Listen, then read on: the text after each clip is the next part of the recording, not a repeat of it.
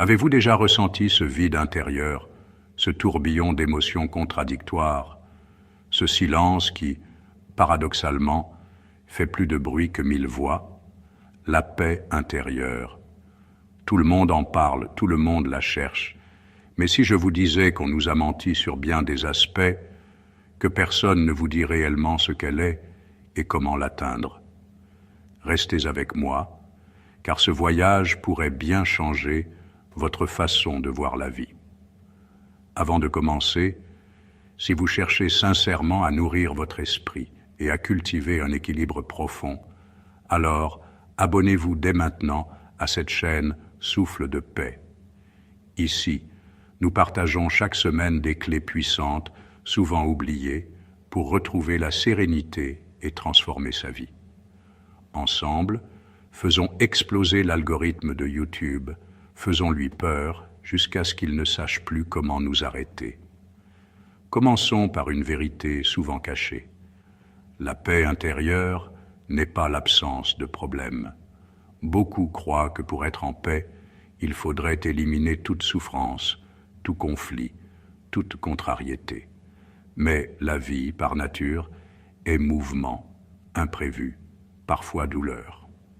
Les études en psychologie positive, notamment celles menées par Martin Seligman à Harvard, montrent que la paix n'est pas liée à l'absence de difficultés, mais à notre capacité à y répondre avec clarté, détachement et acceptation. C'est là que se trouve le premier secret. La paix intérieure est une compétence, pas un cadeau du hasard. Prenons un exemple historique. Le Dalai Lama, exilé de son pays depuis 1959, pourrait être rongé par la haine et la colère. Pourtant, il incarne une sérénité profonde. Quand on lui a demandé comment il pouvait être si calme malgré tout ce qu'il avait perdu, il a répondu « Parce que la paix ne dépend pas de ce qu'on m'a pris, mais de ce que je choisis de cultiver en moi. » Voilà une vérité que peu osent dire. La paix intérieure est un choix quotidien, pas une circonstance extérieure. Une autre étude, cette fois publiée dans le Journal of Happiness Studies, démontre que les personnes qui pratiquent la gratitude ressentent jusqu'à 25% de plus de sérénité que celles qui se focalisent sur ce qui leur manque. Pourtant, qui vous apprend réellement à être reconnaissant dans un monde obsédé par ce qu'il faut encore posséder? Personne. C'est pour cela que cette vidéo est importante, parce que vous méritez de connaître ce que d'autres vous cachent. Mais allons plus loin. La paix intérieure ne vient pas seulement de ce que vous pensez, mais aussi de ce que vous laissez aller.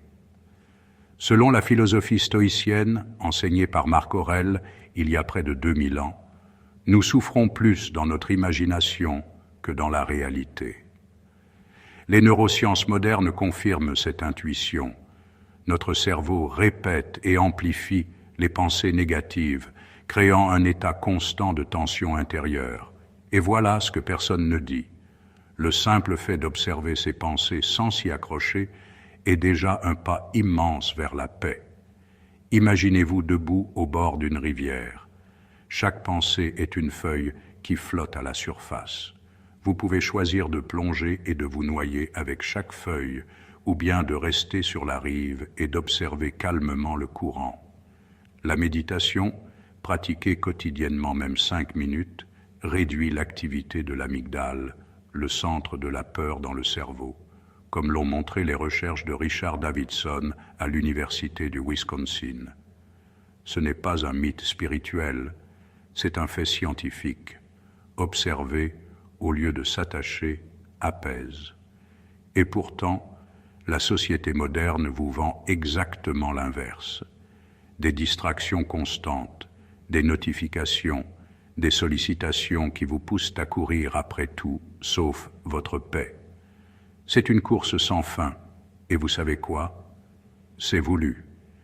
Une personne en paix consomme moins, désire moins, se compare moins. Voilà pourquoi personne ne vous parle de cette dimension. La paix intérieure n'est pas rentable pour un système qui se nourrit de vos manques. Pause un instant. Respirez profondément. Demandez-vous, est-ce que je vis ma vie ou est-ce que je réagis à ce que le monde m'impose? Cette question, aussi simple qu'elle semble, est le cœur de la paix. À ce stade de la vidéo, je veux vous inviter à réfléchir et à participer activement. Dites-moi en commentaire, quel est pour vous le plus grand obstacle à votre paix intérieure aujourd'hui? Est-ce la peur, les regrets du passé, les attentes des autres? Votre témoignage peut aider d'autres à se reconnaître et à avancer. Et si vous trouvez de la valeur dans ce contenu, partagez cette vidéo, car nous devons ensemble semer plus de sérénité dans ce monde agité. Poursuivons. Gandhi disait, il n'y a pas de chemin vers la paix est le chemin. Autrement dit, ce n'est pas une destination finale que vous atteindrez un jour miraculeusement. C'est une pratique vivante, une manière de marcher, de respirer, d'agir au quotidien. Ce que personne ne vous dit, c'est que même dans les moments de chaos, vous pouvez déjà être en paix si vous changez votre posture intérieure. Les chercheurs en neurosciences affectives montrent qu'en pratiquant la compassion envers soi-même et envers les autres, le cerveau libère de l'ocytocine et de la sérotonine, hormones liées au bien-être et à la détente. Le moine bouddhiste Mathieu Ricard, surnommé l'homme le plus heureux du monde, après avoir été étudié par des scientifiques, en est un exemple vivant. Sa paix n'est pas née d'une vie sans problème, mais d'une vie où chaque difficulté est une occasion de cultiver l'amour et la compréhension. Un autre point que l'on tait souvent, la paix intérieure demande du courage. Oui, du courage. Parce qu'il faut parfois dire non, se détacher de certaines relations, abandonner des habitudes destructrices. C'est inconfortable, mais ce n'est qu'en osant ce détachement que l'on ouvre l'espace pour la sérénité. Comme disait Carl Jung, jusqu'à ce que vous rendiez l'inconscient conscient, il dirigera votre vie, et vous appellerez cela le destin. Et c'est ici que je vais placer le deuxième appel à l'action. Si ce message résonne avec vous, alors rejoignez la famille Souffle de Paix en vous abonnant. Ensemble, nous formons une communauté qui ose ouvrir les yeux, qui ose chercher au-delà des apparences. L'algorithme de YouTube peut bien trembler. Il ne saura plus comment nous arrêter si nous diffusons la sérénité à grande échelle. Continuons notre exploration. La paix intérieure est indissociable du pardon. Pas seulement pardonner les autres, mais se pardonner soi-même. Les recherches de l'université d'Everett ont montré que les personnes qui pratiquent le pardon ont une pression artérielle plus basse et un sommeil plus réparateur. Mais dans nos sociétés, on glorifie la vengeance, la compétition, le fait de toujours avoir raison. On ne vous dit pas que garder rancune est comme boire du poison en espérant que l'autre souffre. Le pardon libère, et cette libération ouvre la porte du calme. Autre vérité cachée, la paix intérieure ne signifie pas être passif ou faible, ou bien au contraire. Les samouraïs du Japon pratiquaient le zen pour garder leur esprit calme, même dans le combat.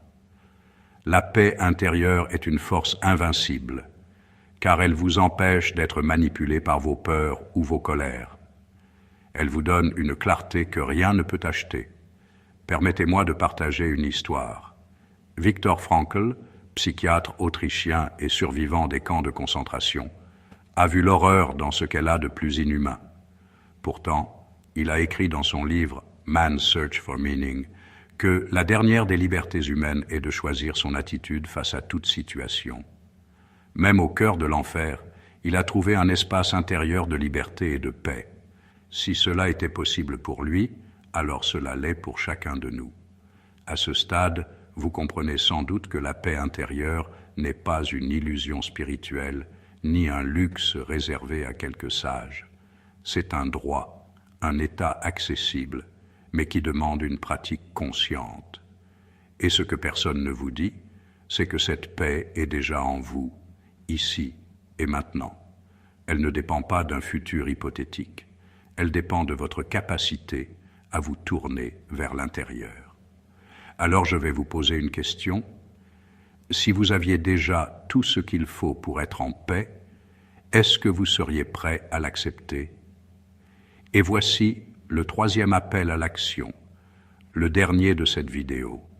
Si vous croyez que ce message mérite d'être entendu par plus de monde, abonnez-vous, likez et partagez cette vidéo. Ensemble, faisons exploser l'algorithme, faisons-lui peur, qu'il ne sache plus comment nous arrêter. La conclusion maintenant. La paix intérieure, ce que personne ne vous dit, ce n'est pas qu'elle est difficile, mais qu'elle est simple. Simple, mais pas facile. Elle demande de l'attention, de l'amour, du pardon, de la présence. Elle demande de marcher chaque jour, un pas après l'autre, sur le chemin de la conscience. Mais chaque pas compte, chaque souffle compte, et chaque fois que vous choisissez la paix plutôt que la peur, vous changez non seulement votre vie, mais aussi le monde autour de vous. Alors je vous laisse avec ceci. La paix n'est pas une destination, elle est votre nature profonde. Reconnectez-vous à elle, nourrissez-la et laissez-la rayonner. Parce que le monde a besoin de votre lumière,